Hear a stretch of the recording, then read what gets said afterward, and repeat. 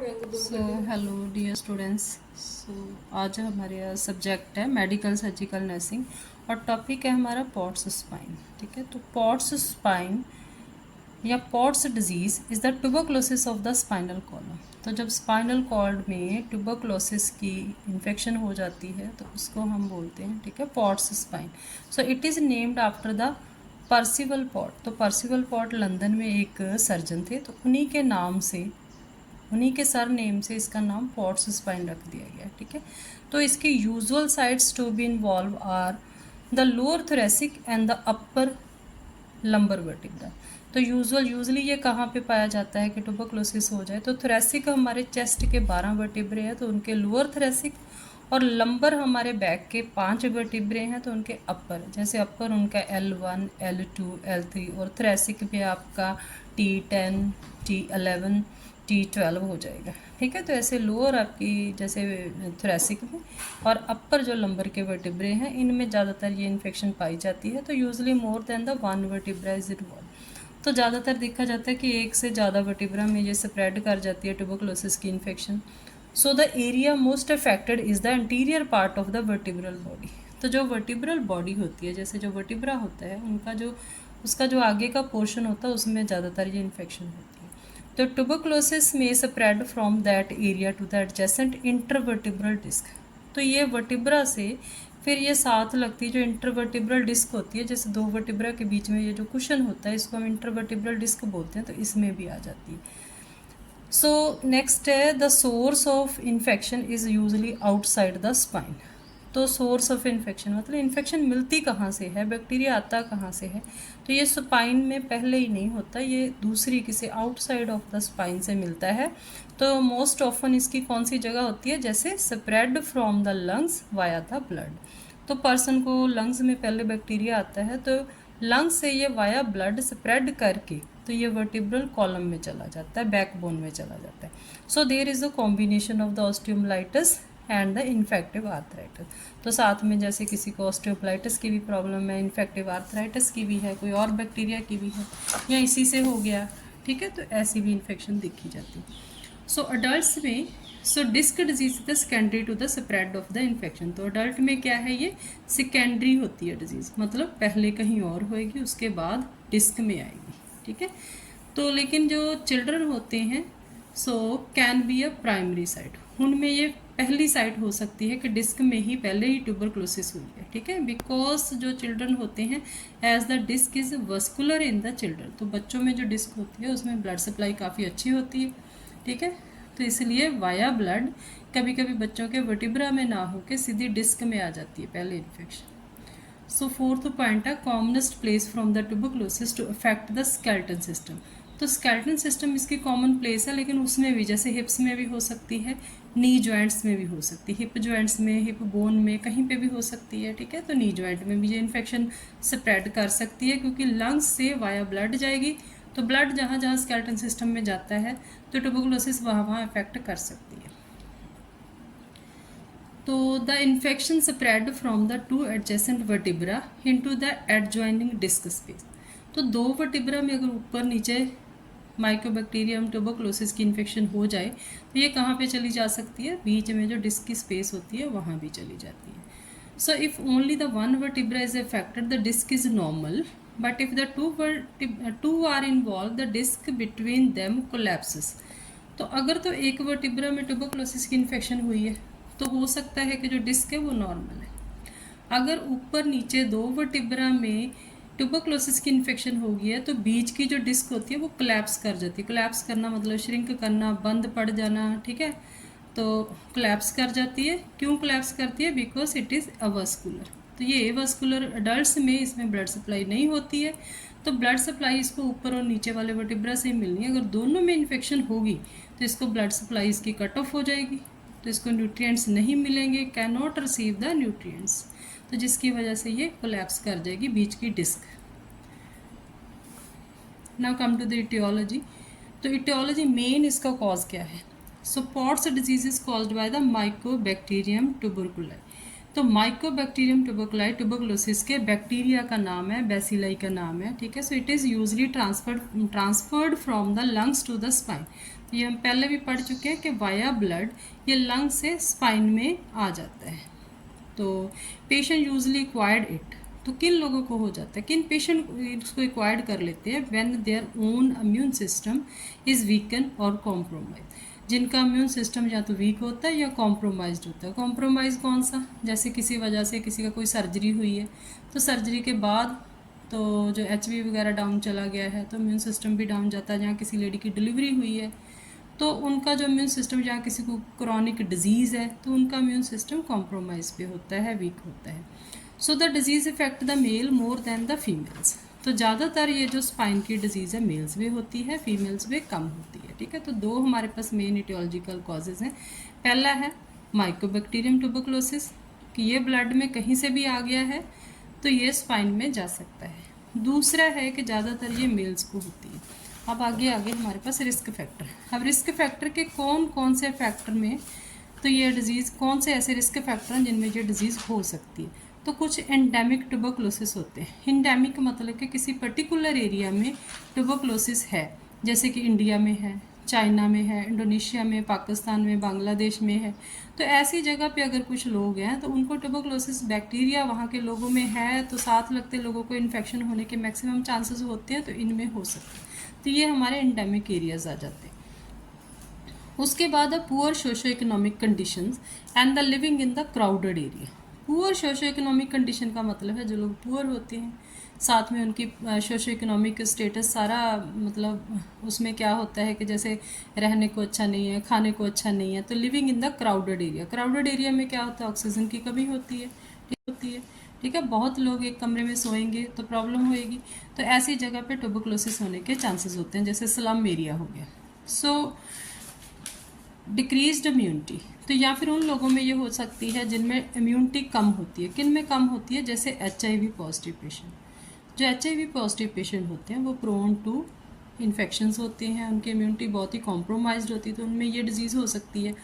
Cancer वाले जो patient होते हैं, कैंसर पेशेंट में हो सकते हैं those having the organ transplant. Organ transplant जैसे किसी ने किडनी ट्रांसप्लांट कराई हो, हार्ट ट्रांसप्लांट कराया हो, तो उनमें ट्यूबरकुलोसिस स्पाइन होने के मैक्सिमम चांसेस होते हैं। ड्रग यूजर्स और द एल्कोहलिक, ड्रग यूजर्स होते हैं, जैसे कोई नशे के इंजेक्शन लगाता है, कोई नशे की टैबलेट्स खाता है, तो उससे क्या होता है, उससे उसका इम्यून सिस्टम काफ़ी वीक हो जाता है। तो दूसरा है अल्कोहलिज्म। ठीक है, तो जो लोग अल्कोहल लेते हैं तो उनको ब्रीदिंग डिफ़िकल्टी हो जाती है, लंग्स में दिक्कत आ जाती है, तो उनमें ऐसा हो सकता है।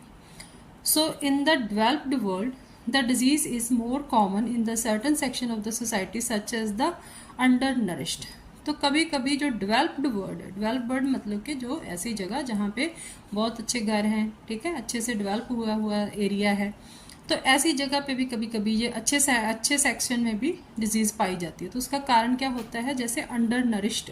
अंडर नरिश्ड का मतलब क्या है कि नरिशमेंट जो है, डाइट जो है हमारी बैलेंस नहीं है।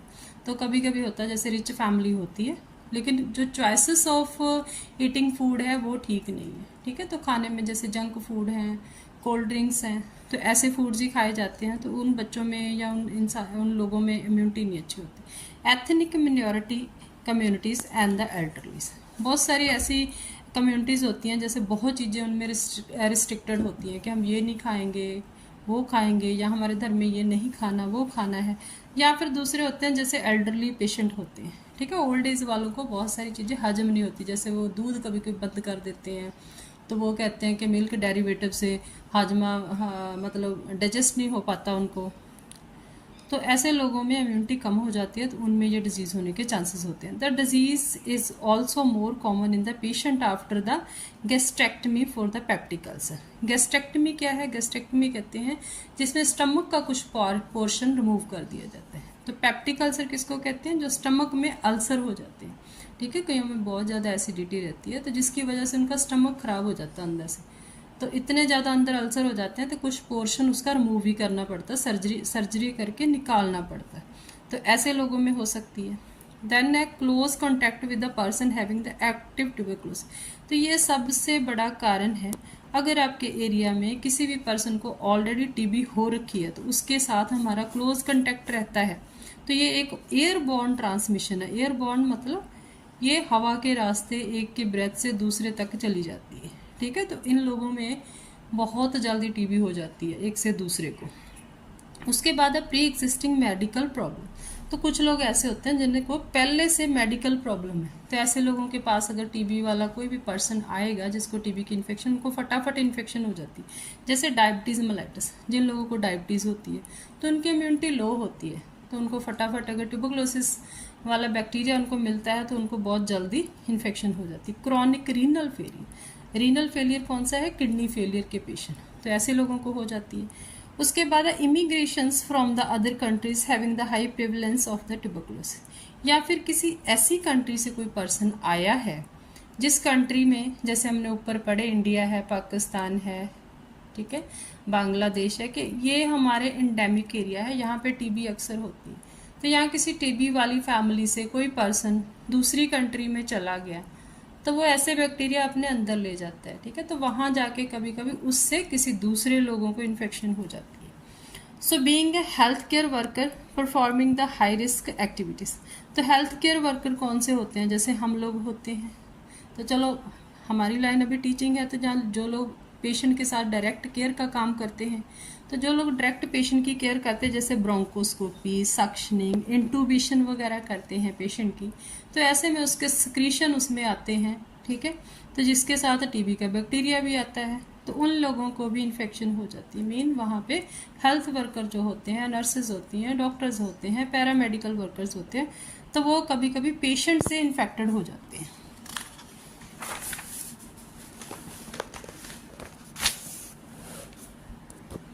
ठीक है, नेक्स्ट इज द पैथोफिजियोलॉजी। तो पैथोफिजियोलॉजी क्या है, फिजियोलॉजी होती है functioning of the body, body organ या बॉडी, पैथोफिजियोलॉजी होती है ऑल्टर्ड, ठीक है, तो जब एनाटमी और फिजियोलॉजी, तो फिजियोलॉजी मीन फंक्शन खराब हुए हैं तो तभी होते हैं जब एनाटमी खराब हो जाती है, तो that call the pathophysiology. Pathophysiology में क्या है कि ये डिजीज कैसे हुई, पहला है pre disposing factors for the spinal tuberculosis include, तो कुछ ऐसे प्री डिस्पोजिंग फैक्टर्स होते हैं जैसे जो पहले से होते हैं, जैसे पॉवर्टी, अब गरीबी है तो वैसा खाना नहीं होता है, ओवर क्राउडिंग, इलिटरेसी, इलिटरेसी क्या होती है, अनपढ़ता, लोग को पता ही नहीं है कि जैसे किसी को ट्यूबरकुलोसिस हुई है, तो बहुत से ऐसे लोग हैं जो एक दूसरे को बताते ही नहीं है कि मुझे टीबी की इन्फेक्शन हो गई है, तो वो मास्क नहीं लगाते हैं। ऐसे ही जैसे कि क्राउडेड एरिया में घूमना, पब्लिक प्लेसेस पे घूमना, तो वो बड़े लोगों को इन्फेक्शन ऐसे स्प्रेड कर देते हैं। फिर है माल न्यूट्रिशन। माल न्यूट्रिशन क्या होती है कि लोग खाना तो खा रहे हैं लेकिन क्या खाना है उनको ये नहीं पता, बैलेंस डाइट नहीं ले रहे हैं, कि जैसे खाने में हरे पत्तेदार सब्जियां होनी चाहिए, मिल्क डेरिवेटिव्स होने चाहिए, विटामिन होने चाहिए, तो ऐसी चीज़ें ना हो कि जैसे जंक फूड वगैरह, जैसे पहले बताया जाए, अल्कोहल बहुत लेते हैं, ड्रग अब्यूज़ करते हैं, डायबिटीज़ है, इम्यूनो सुप्रेसिव ट्रीटमेंट पे हैं, जैसे इम्यूनो सुप्रेसिव ट्रीटमेंट, जिनको एलर्जी होती है उनको इम्यूनो सुप्रेसिव दवाइयाँ दी जाती हैं, या फिर HIV इन्फेक्शन वाले पेशेंट हैं, ठीक है, तो ऐसे अगर किसी के अंदर ये सारे फैक्टर हैं तो उनके अगर एरिया में कोई ट्यूबरकुलोसिस वाला कोई आता है तो उनको फटाफट वो उससे इन्फेक्शन कैरी कर लेते हैं। So the primary infection site is इधर द पल्मनरी बोलते हैं लंग्स को, ठीक है, जो चेस्ट के अंदर लंग्स होते हैं, तो प्राइमरी साइट मतलब पहली साइट है, पहले ये लंग्स में ही आती है, लीजन लंग्स में ही होगा, और an infection of the genito urinary system, या फिर कईयों को जेनिटो यूरिनरी सिस्टम में हो जाएगा, ठीक है, यूरिनरी वाले एरिया में वहां पे इन्फेक्शन हो जाएगी। तो firstly the mycobacterium tuberculosis bacteria enter the alveoli lungs के अंदर छोटी छोटी हमारी ब्रीदिंग पॉकेट्स होती हैं, ठीक है, तो सबसे पहले जो हम जब सांस लेते हैं तो बाहर से बैक्टीरिया हमारे लंग्स में ही आता है, लंग्स की एल्वोलाई में चला जाता है। So there it rapidly multiply in the alveoli and the some bacteria through the blood vessel enter into the spine। तो यहाँ पे ये लंग्स में फटाफट एल्वोलाई के अंदर इनको अच्छी एयर, अच्छा ब्लड मिलता है, तो वहाँ पे ये फटाफट मल्टीप्लाई करते हैं, तो उसके बाद they enter into the spine, तो ये स्पाइन के वर्टिब्रा में चले जाते हैं। तो mycobacterium tuberculosis multiplies into the dense vasculature of the cancellous bone of the vertebral body. तो जो वर्टिब्रल बॉडी की जो बोन्स होती हैं तो उसमें डेंस वास्कुलेचर मतलब कि काफ़ी अच्छी ब्लड सप्लाई होती है, तो उस ब्लड सप्लाई में इनको न्यूट्रिएंट बहुत मिलते हैं, तो वहाँ पे ये फटाफट अपने न्यूट्रिशन लेके मल्टीप्लाई करते हैं, बहुत ज़्यादा अपनी गिनती बढ़ा लेते हैं, मल्टीप्लाई कर जाती है। तो vascular plexus facilitate the haematogenous spread of the infection in the paradiscal region initially. तो हेमेटोजेनस क्या होता है, मीन वाया द ब्लड।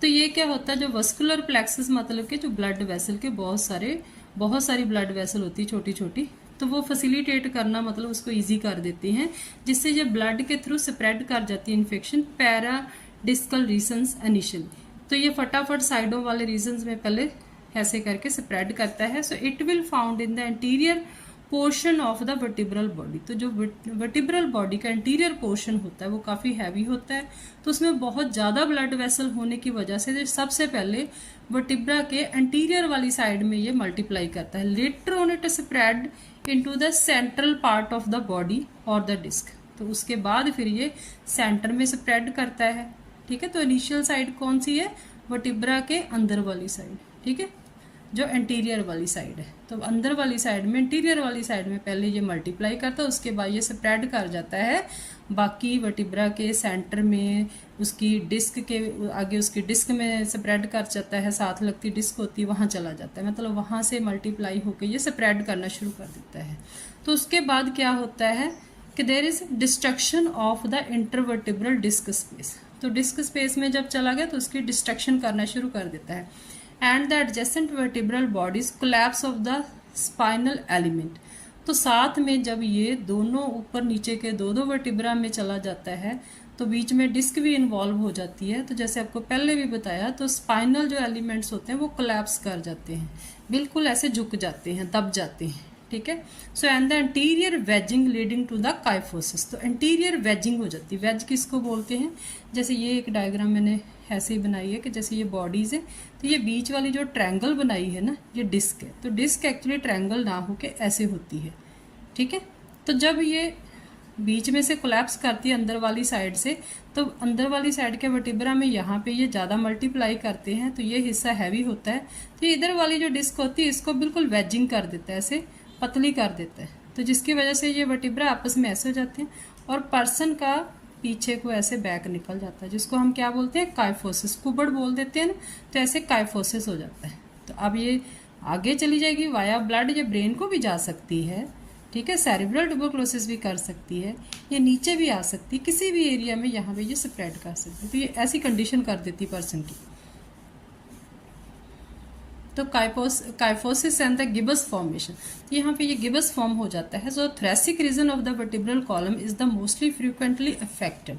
तो थ्रेसिक रीजन ही है, तो ये ज़्यादातर अफेक्टेड होता है। ज़्यादातर थ्रेसिक रीजन के जो वर्टिब्रा होते हैं वहीं पे लोगों को ट्यूबरक्लोसिस होती है।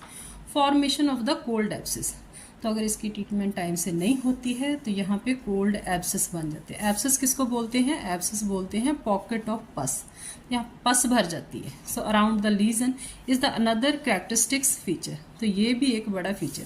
तो आप देखोगे कभी कभी इनकी ये जो स्पाइन होती है ना, यहाँ पीछे ऐसे बहुत सारा ऐसे उभरा हुआ बन जाता है, जिसको टच करोगे वो सॉफ्ट होता है और पेशेंट बिल्कुल अपने आप अपनी बॉडी को हिला नहीं पा रहा होता, सीधा नहीं हो पा रहा होता। तो ये जो कोल्ड एब्सिस डेवलप हो जाता है तो यहाँ पे बहुत सारे पॉकेट ऑफ पस हो जाती है, जिसमें नंबर ऑफ बैक्टीरिया इकट्ठे हो जाते हैं, ठीक है। तो this call the pots spine.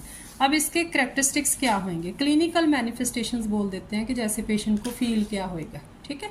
तो उसमें है the onset is gradual. Onset is gradual मतलब ये डिजीज एक दिन में नहीं होती है। ट्यूबरक्लोसिस का जो बैक्टीरिया है ये बड़े लंबे समय में ग्रो करता है। तो ग्रेजुअली मतलब धीरे धीरे ये सेटल डाउन हो जाती बैक में। तो थोड़ी थोड़ी पेन से फिर एक दिन पता चलता बहुत ज़्यादा पेन के बिल्कुल हिला नहीं जा रहा, ठीक है। So back pain is localise. Localise का मतलब क्या है कि लोकल, एक ही जगह पे। जैसे अगर इसके ये वर्टिब्रा खराब है तो यहीं पे पेन होएगी। ये ऊपर नीचे वाले वर्टिब्रे ये तब होंगे जब डिजीज एडवांस हो जाएगी, तब तो हिला ही नहीं जाएगा पर्सन से, ठीक है। लेकिन शुरू में कोई एक स्पेसिफिक एक ही जगह पे पेशेंट हाथ लगाता है कि मुझे यहाँ पे पेन हो रही है। सो fever, night sweats, anorexia and the weight loss. अब पेशेंट को और सिम्टम क्या आएंगे, फिर धीरे धीरे पेशेंट को फीवर आना शुरू हो जाएगा। तो फीवर ज़्यादातर पेशेंट को इवनिंग में आता है या फिर कईयों को मॉर्निंग में भी आता है, मॉर्निंग और इवनिंग, पूरा दिन फीवर नहीं रहता है। सो नाइट स्वेट्स क्या होते हैं, रात को सोते समय एकदम पसीने छूटते हैं, पेशेंट एकदम घबराहट से उठता है। सो एनोरेक्सिया क्या है, भूख नहीं लगती है, पेशेंट को किसी भी खाने में इंटरेस्ट नहीं आता, अच्छा नहीं लगता है। अब एनोरेक्सिया रहेगा तो अपने आप वेट लॉस, अंदर कुछ नहीं जा रहा है और बैक्टीरिया बॉडी को पूरी तरह से इन्फेक्ट कर चुके हैं, तो पेशेंट का वेट लॉस होना शुरू हो जाता है। साइन में इंक्लूड द काइफोसिस पहले भी बताया क्या है, कुबड़, ठीक है। तो ऐसे पेशेंट की कमर झुक जाती है, सीधा नहीं हो पाता, ये कॉमन सिम्टम है जब थोरेसिक में होता है। सो और अ पैरावर्टिब्रल स्वेलिंग, या फिर जैसे मैंने आपको बताया कि यहाँ पे ऐसे कुछ उभरा हुआ कोल्ड एब्सेस टाइप स्वेलिंग नजर आएगी। तो आगे है affected patient tend to assume a protective upright stiff position. तो ऐसे पेशेंट ऐसे स्टिफ से होके आपको दिखेंगे कि एक ही पोजीशन में हिलजुल नहीं हो पाएगी उनसे स्पाइन की। So if there is a neural involvement there will be the neurological science. Neural involvement क्या होती है, तो जैसे ये हमारे वर्टिब्रा है, यहाँ ब्रेन से आने वाली इसके अंदर एक बहुत ही सॉफ्ट वाली न्यूरॉन्स की स्पाइनल कॉर्ड इसके अंदर से जाती है, नर्व्स का ट्रैक जाता है पूरा, स्पाइनल कॉर्ड जाती है पूरी, ठीक है। तो अगर वर्टिब्रा से इन्फेक्शन सेंटर में, अंदर में, इस स्पाइनल कॉर्ड में भी होगी तो इन्फेक्शन, देखो इसमें तो फ्लूइड जाता है जो ब्रेन में भी ऐसे ऐसे घूमता है, तो इन्फेक्शन ब्रेन में भी जा सकती है, इसमें भी जा सकती है। तो अगर यहाँ पे होगी तो उसको न्यूरोलॉजिकल साइंस आएंगे। न्यूरोलॉजिकल साइन क्या होती है, जैसे उसको हेडेक होनी शुरू हो जाएगी, नक्कल रिजिडिटी होगी, नेक भी नहीं हिला पाएगा पेशेंट, तो अनकॉन्शियसनेस या किसी तरह के जैसे ब्रेन में या सर में चोट लगने से सिम्टम आते हैं, ऐसा कुछ हो सकता है। The psoas abscess most often originate from a tuberculous abscess of the lumbar vertebra so that track from the spine inside the sheath of the sus muscles। तो एक ना सास मसल्स होते हैं हमारे अंदर, तो उनके बीच में भी एब्सिस हो जाता है। तो जो ओरिजिनेट कहाँ से होता है, वहीं जो हमने कोल्ड एब्सिस पढ़ा था वहाँ से शुरू हो जाता है, लंबर वर्टिब्रा से होके ट्रैक पकड़ता पकड़ता ये मसल्स तक आ जाता है। तो उससे मसल्स भी पेन होने शुरू हो जाते हैं, तो पेशेंट हिलजुल पेशेंट की बंद हो जाती है।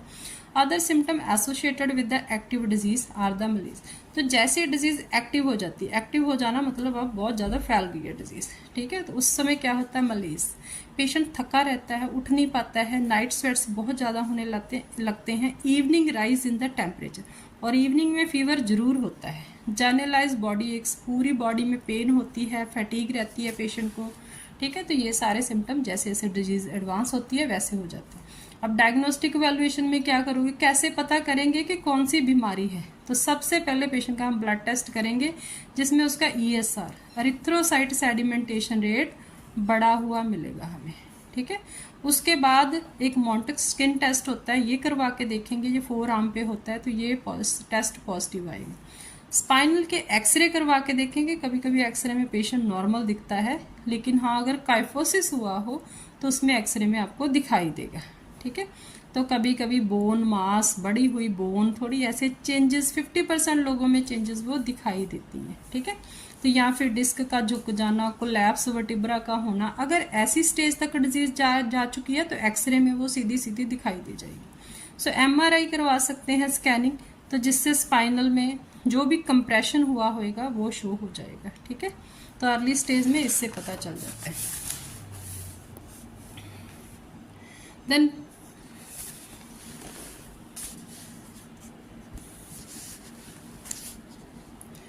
उसके बाद है, तो जैसे MRI में आपको पेशेंट की स्वेलिंग, जैसे आपको बताया था कोल्ड एब्सेस हो जाते हैं, तो ये सारे मतलब अच्छे से दिखाई देंगे। MRI में इसकी आ जाएगी कंफर्मेशन कि ये हो रखा है पेशेंट को।